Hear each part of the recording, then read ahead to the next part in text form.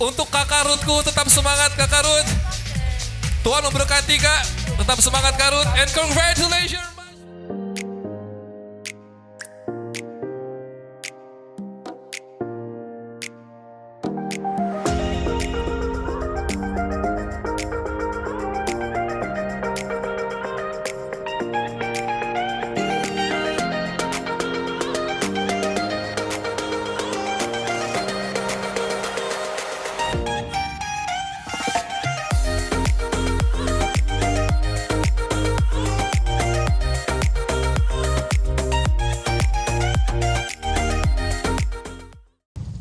Siapa tidak mengenal Bang Robi Purba, ya, seorang presenter yang ganteng, yang penuh talenta dan juga senior di bidangnya gitu ya.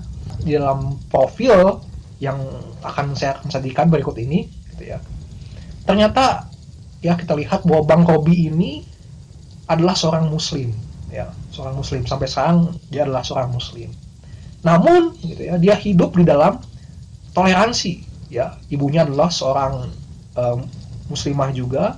Namun ketika di dalam momen lebaran gitu ya, ketika ada saudara-saudaranya yang datang berkunjung, ya, ini dikatakan di sana bahwa ibunya ini memasak untuk mereka, untuk menjamu mereka. Dan begitupun sebaliknya ketika hari raya Natal, ya, Bang Robi ini pun ya berkunjung ke tempat saudara-saudaranya yang merayakan Natal. Dia pun memiliki kakak-kakak, memiliki tulang atau paman ya dalam bahasa Indonesianya, itu seorang Kristen gitu. Jadi saya yakin dan percaya ada interaksi yang cukup besar antara Bang Robi dengan keluarga yang beragama Kristen gitu, tentang siapa itu Yesus, tentang siapa itu Tuhan Yesus begitu ya. Saya yakin Bang Robi mengetahui siapa itu Yesus. Kemarin pernah mengutarakan satu ucapan ya yang saya yakin ini dapat mempengaruhi dan juga dapat diperbincangkan oleh umat Kristiani ya di Indonesia. Bagaimana dia ini mengucapkan satu kalimat ya yang berkata bahwa Tuhan memberkatimu ya. Tuhan memberkati, seperti itu. Tuhan memberkati Kak. Nah, kita tahu bahwa ucapan ini sebenarnya lumrah ya, atau sering kita ucapin sebagai orang Kristen gitu ya. Tapi pertanyaannya adalah gimana gitu ya, jika ada seorang non-Kristen gitu ya di luar sana yang mengucapkan hal ini kepada kita ya. Nah, mari kita harus melihat dulu, kita pahami dulu teman-teman, sobat sarung pun, bahwa urusan memberkati itu sebenarnya pertama kali itu ya dilakukan oleh Allah tentu saja ya, oleh Allah kepada manusia, kepada ciptaannya. Disebutkan Kejadian pasal 1 ayat ke-28 ya, saya akan bacakan.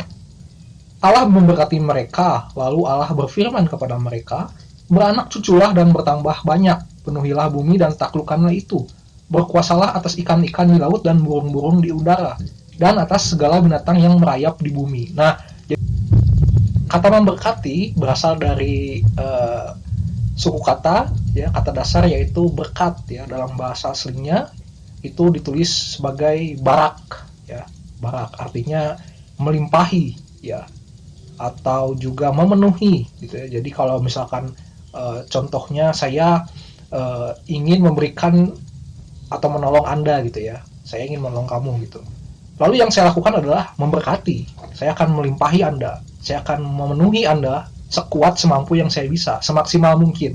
Jadi artinya memberkati juga sama dengan saya memberikan yang terbaik untuk Anda. Jadi sobat sarung pun di situ dikatakan bahwa ada Allah memberkati. Jadi artinya ketika Allah memberkati mereka ini, dalam artian Adam dan Hawa ya, manusia pertama, itu Allah melimpahi mereka, memberikan yang terbaik untuk manusia-manusia ini.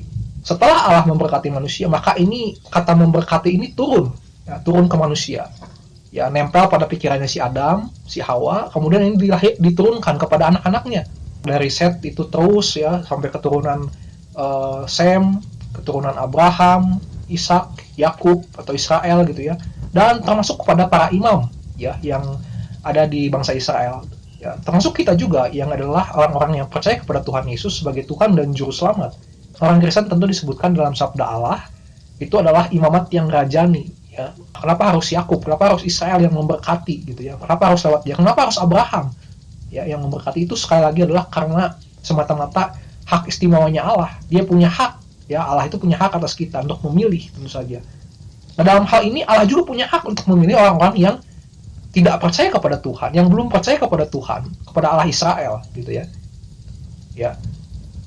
Tapi dalam tanda petik ya, bukan berarti benar-benar tidak percaya, tetapi orang yang sebenarnya dia tahu Allah itu ada, ya. Nah, lalu bagaimana dengan orang yang belum percaya sama Tuhan Yesus? Bagaimana ketika mereka mengucapkan kata Tuhan memberkati? Ya, apakah ini mempunyai pengaruh tertentu kepada orang Kristen, kepada yang diberkatinya, gitu ya? Nah, kita melihat Bilangan pasal 24 ayat yang pertama. Ya, di sana dikatakan bahwa ketika dilihat Bileam bahwa baik di mata Tuhan untuk memberkati Israel, ia tidak mencarikan pertanda lagi seperti yang sudah-sudah, tetapi ia menghadapkan mukanya ke arah padang gurun.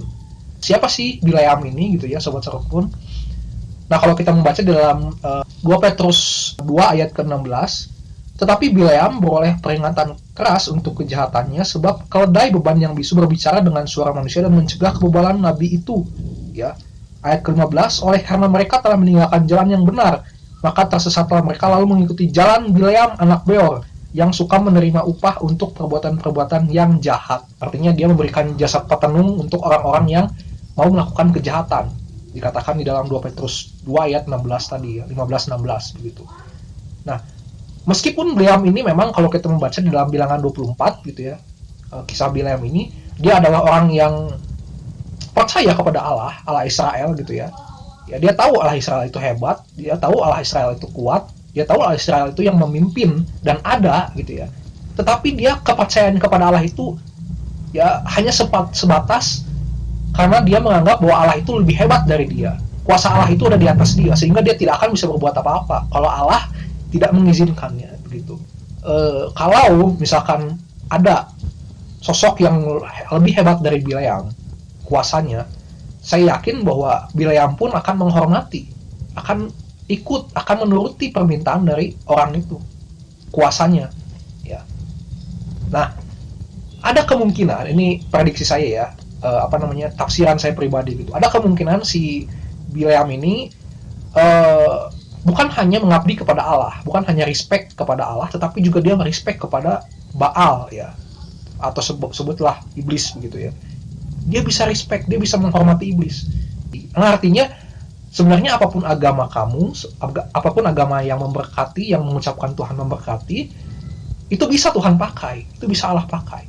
Jadi kuasa Allah tidak dapat dibatasi oleh agama, tapi yang pasti adalah dia harus mengalami dulu perjumpaan dengan Tuhan, ya, dengan Tuhan Yesus. Apakah dia benar-benar pernah, apakah itu dalam mimpi, dalam penglihatan,